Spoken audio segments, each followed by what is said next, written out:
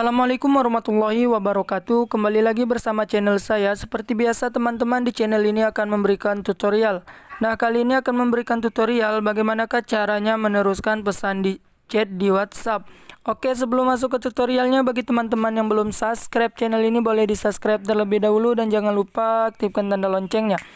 Oke, caranya gampang sekali teman-teman. Silahkan buka aplikasi WhatsApp. Di sini kita menggunakan WhatsApp yang ori ya. Oke. Di sini silakan pilih pesan yang ingin kita teruskan. Contohnya ditekan seperti ini, silakan pilih ini. Oke, nah otomatis teman-teman bisa memilih pesan ini akan diteruskan kemana. Contohnya ke sini ya. Oke, silakan diteruskan. Nah, otomatis ini dia pesannya sudah diteruskan. Oke, mungkin itu saja tutorial dari saya. Semoga bermanfaat. Selamat beraktivitas. Saya akhiri. Wassalamualaikum warahmatullahi wabarakatuh.